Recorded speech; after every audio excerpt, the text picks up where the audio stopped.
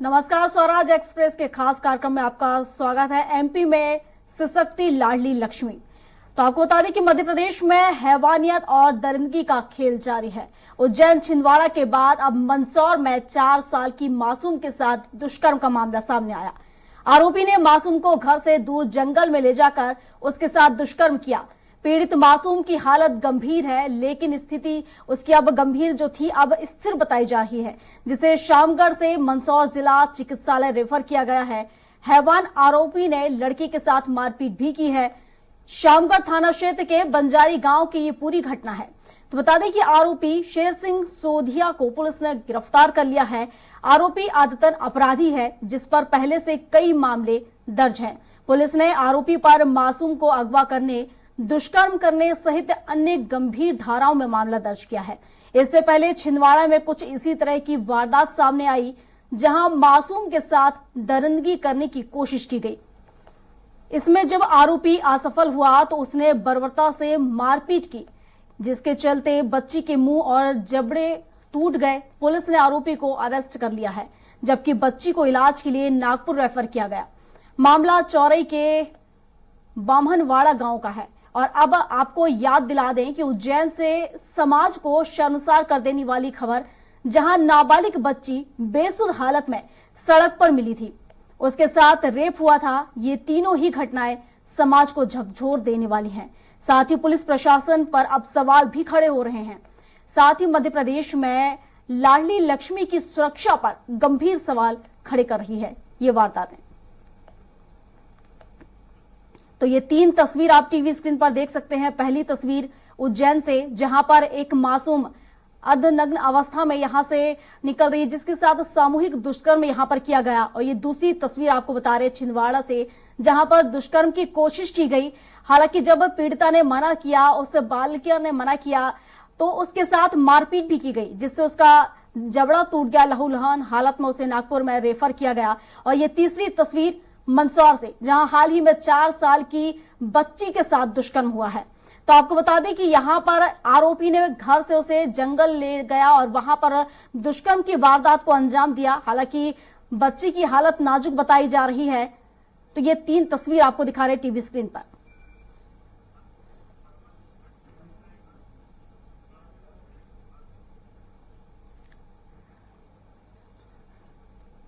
और इस पर विस्तार से जानकारी के साथ सुदेश नागवंशी छिंदवाड़ा से हमारे साथ लाइव जुड़ चुके हैं। और इसके साथ ही हमारे साथ मंदसौर से भी लाइव जुड़े हुए हैं बलवंत भट्ट। तो दोनों का रुख कर लेते हैं। पहले बलवंत से जान लेते हैं। बलवंत, देखा जाए तो 4 साल की बच्ची के साथ यहाँ पर दुष्कर्म हुआ है। हैवानियत यहाँ पर देखने को मिल रही है और बच्ची की हालत भी काफी नाजुक है। क्या कुछ सुधार बच्ची की हालत में? देखिए, इंसानियत को शर्मसार करने वाली जो घटना मंदसौर के शामगढ़ से सामने आई है, जहाँ पे 4 वर्ष की मासूम जो है उसके साथ दरिंदगी की गई है और मारपीट भी उसके साथ की गई है। मंदसौर युवती जो है उसको जिला चिकित्सालय रेफर किया गया है। वहाँ पे मेडिकल विशेषज्ञों की टीम जो है उसकी निगरानी कर रही है और उपचार किया जा रहा है। मासूम के जो शरीर है उससे कई चोट के निशान भी पाए गए हैं, जो विशेषज्ञों की टीम है जो अब उपचार कर रही है। और जो पुलिस ने आरोपी है उसको फिलहाल गिरफ्तार कर लिया है। जी बिल्कुल बलवंत। और देखा जाए तो सुदेश भी हमारे साथ जुड़े हुए हैं। तो सुदेश, देखा जाए तो जिस तरीके से यहाँ पर देखें तो शिवराज सरकार में बच्चियां सुरक्षित नहीं है, महिलाएं सुरक्षित नहीं है। और लगातार ये तीसरी वारदात है जिस तरीके से बच्ची के साथ दरिंदगी यहाँ पर की गई है। और देखा जाए तो मामा के राज में उनकी जो भांजियां हैं सुरक्षित नहीं है। लाख सरकार दावे करे बच्चियों को सुरक्षित रखने के, लेकिन तस्वीरें कुछ और ही बयां कर रही हैं। बिल्कुल प्रियंका, बताना चाहूंगा छिंदवाड़ा जिले के चौरे की ये घटना है आई हुई, जो एक बच्ची 7 साल की है, जो कि गणेश विसर्जन के में विसर्जन करने के लिए जाती है नदी के पास समीप पे। वहीं पानी प्यास लगती है, लेकिन कुछ आरोपी जो है दरिंदा, जो कि उस पे बुरी नजर से देखता है, उसको पकड़ता है, उसके कपड़े उतारने की कोशिश करता है। लेकिन बच्ची चिल्लाने लगती है। लेकिन उसके बाद वो आरोपी किसी कारणवश वहां से आवाज सुन के गांव वाले के, तो वो भाग खड़ा होता है। इस प्रकार से सवाल इसलिए उठता है, शासन तो पूरी योजना महिलाओं के लिए ला रही है, लेकिन धरातल पे इस ओर को देखा जाए तो आरोपियों के हौसले बहुत ज्यादा बुलंद है। बिल्कुल सुदेश, अगर हम देखें इस मामले में तो मोड़ तब आ जाता है जब बच्ची की मां का बयान सामने आता है। फिलहाल आरोपी को पुलिस ने गिरफ्तार कर लिया है, क्या कुछ अपडेट आगे किस तरह की कार्रवाई उस आरोपी पर की गई? जी, बताना चाहूंगा, इसमें पुलिस ने मारपीट की मामला दर्ज कर लिया और परिजनों के बयान और बच्चियों के बयान के आधार पर पुलिस आगे की धारा बढ़ा सकती है। अभी जो इलाज नागपुर में मेडिकल हॉस्पिटल में इसका इलाज चल रहा है, उसके बाद ही बयान दर्ज होने के बाद ही पुलिस आगे की धारा बढ़ा सकती है। बिल्कुल सुदेश, आप बने रहिए। और बलवंत भी हमारे साथ जुड़े हुए हैं। बलवंत, जिस तरीके से 4 साल की मासूम के साथ यहाँ पर बर्बरता हुई है, आरोपी गिरफ्तार हो चुका है, किन धाराओं में यहाँ पर पुलिस ने मामला दर्ज किया है, और बच्ची की जो हालत नाजुक है, अब देखा जाए तो उसमें थोड़ा सुधार तो हुआ है, लेकिन किस तरह से आगे इसको लेकर कार्रवाई पुलिस कर रही है?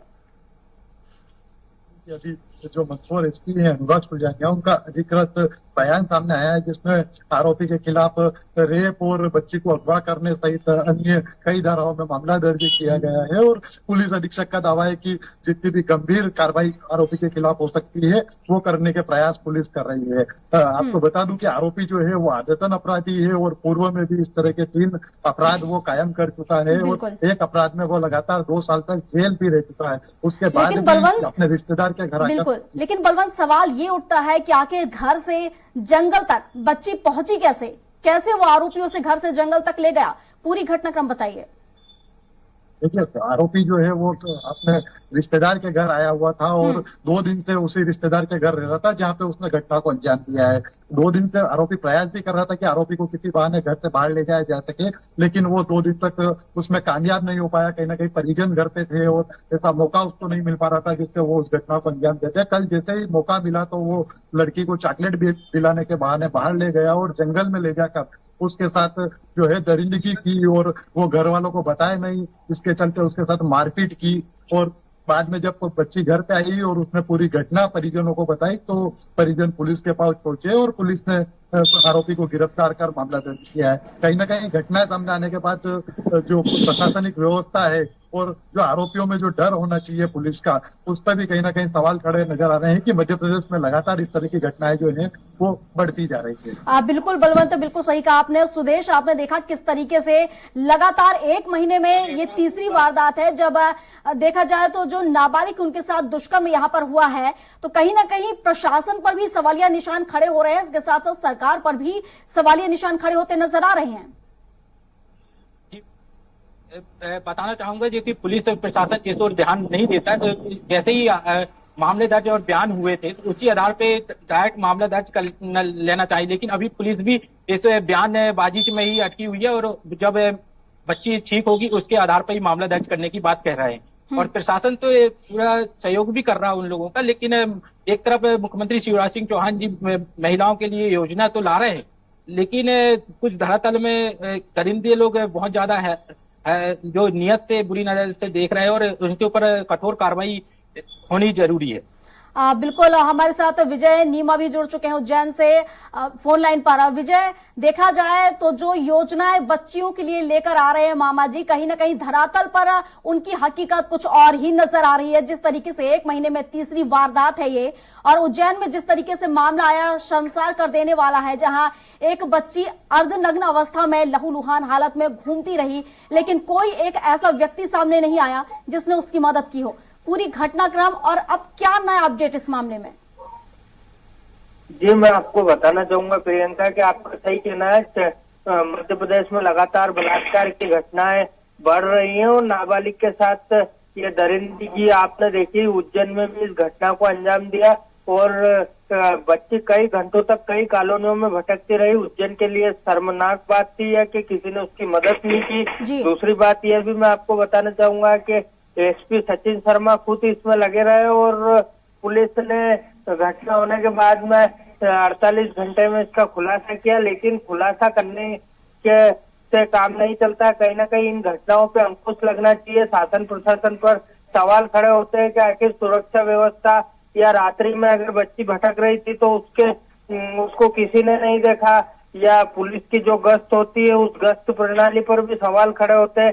कहीं ना कहीं बहुत सारी चीजें हैं जो कि मतलब संदेह के घेरे में, और शासन प्रशासन को इस ओर सुधार करने की आवश्यकता है। बिल्कुल। और मैं आपको बताना चाहूंगा कि बच्ची की हालत में अब काफी सुधार है और बच्ची को उसके परिजनों को से मिलवा भी दिया गया है और इस तरह की सारी बातें निकलकर सामने अभी तक आई हुई है।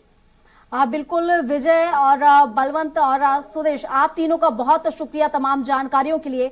तो ये आपको बता रहे हैं जहां एक और मामा लगातार लाडली लक्ष्मी की बात करते हैं, लेकिन वहीं अगर हम देखें वो क्या कहें इसे, मामा का न्याय या फिर बच्चियों पर बढ़ता अत्याचार। इसी के साथ रुकते हैं एक छोटे से ब्रेक के लिए, फौरन लौटेंगे कुछ और खबरों के साथ।